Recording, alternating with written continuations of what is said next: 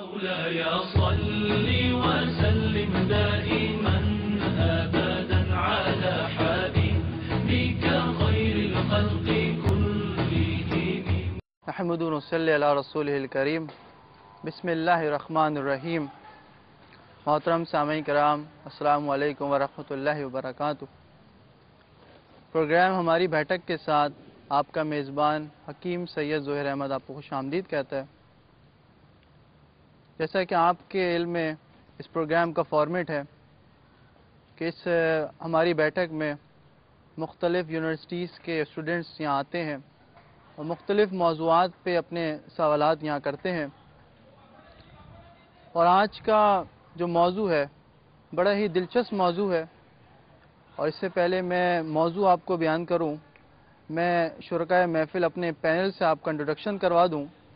ہمارے برابر میں جو بیٹھے ہوئے ہیں جناب طاہر الطاہری صاحب، آپ فارغ التحصیل ہیں جامعۃ الازہر یونیورسٹی سے، اور ان کے برابر میں جو صاحب بیٹھے ہوئے ہیں پروفیسر ریحان مظہری صاحب، آپ ماشاءاللہ پروفیسر ہیں آرمی پبلک اسکول کے. اور ان کے برابر میں جو ہمارے دوست بیٹھے ہوئے ہیں عامر یعقوب صاحب، آپ فارغ التحصیل ہیں بحریہ یونیورسٹی سے. تو عزیزان مند، یہ تو پینل کا تعارف ہے. آج کا موضوع جو ہے وہ جنات کی حقیقت کے حوالے سے، اور ہم نے آج کے اس پروگرام میں پھر سے تکلیف دی ہے، زحمت دی ہے صاحبزادہ عزیر محمود صاحب کو کہ وہ اس انتہائی اہم اور دلچسپ موضوع پہ روشنی ڈالیں. آپ کا تعارف مختصر میں یہ کر دوں کہ آپ فارغ التحصیل ہیں جامعۃ الازہر مصر سے، اور رکن الاسلام جامعہ مجددیہ کے پرنسپل ہیں. بڑی سائنٹیفک اور لاجیکل گفتگو فرماتے ہیں اور بڑی سحر انگیز بیان فرماتے ہیں.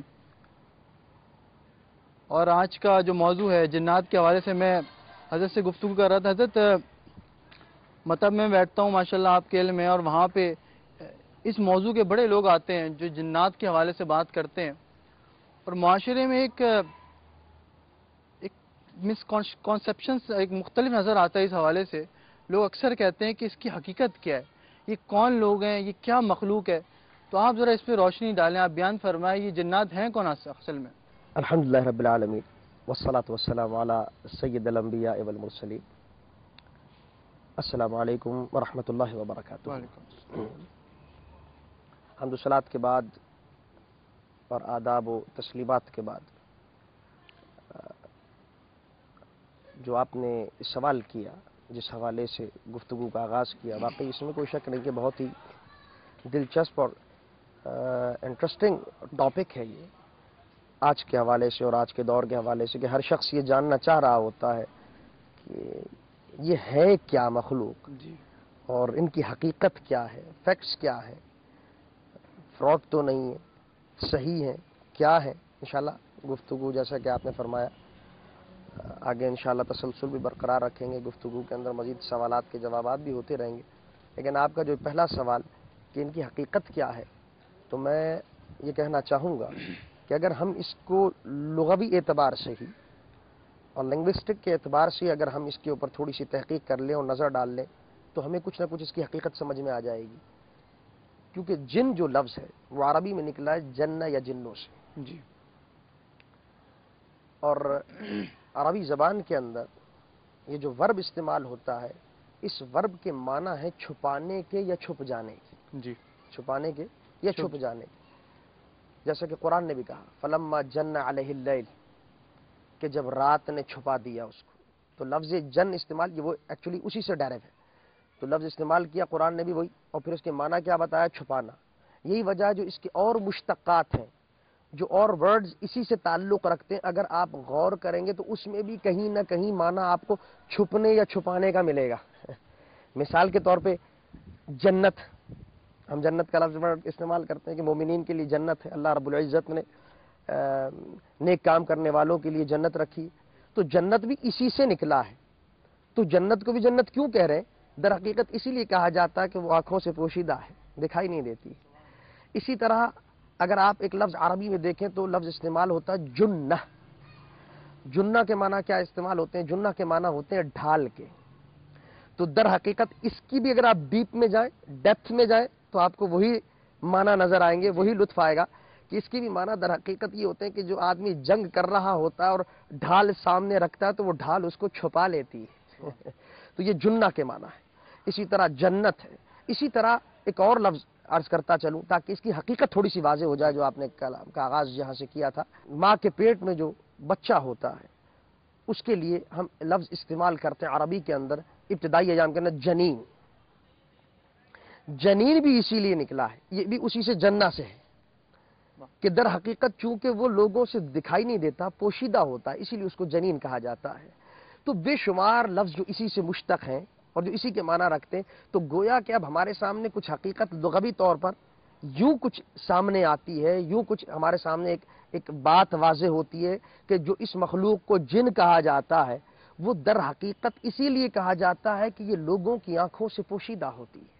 मखलूक है मगर ऐसी मखलूक कि जो लोगों को दिखाई ना दे, इंसानों को दिखाई ना दे, अवाम को दिखाई ना दे, उनसे पोशीदा हो, तो उस मखलूक को जिन्नात कहते हैं, जिन कहते हैं, जिन्ना कहते हैं। ये जो आपने बताया मख्फी है, तो क्या इनकी खाना पीना जिस तरह हम वे ऑफ लिविंग करते हैं ये भी इस तरह रहते हैं? इनकी भी फैमिलीज होती हैं, क्या इनका भी वे ऑफ लिविंग होता है? क्या है जी बिल्कुल, इसमें आपने दुरुस्त सवाल किया और एक अच्छा उम्दा सवाल किया इस हवाले से कि इनका जब ये मख्फी है और छुपे हुए तो वाकई तजस्सुस होता है कि देखा जाए क्या रहते कैसे आखिर ये? इनका रहने का क्या क्या है? तरीक़ाकार, इनके खाने पीने का क्या तरीक़ाकार, इनके अंदाज क्या है।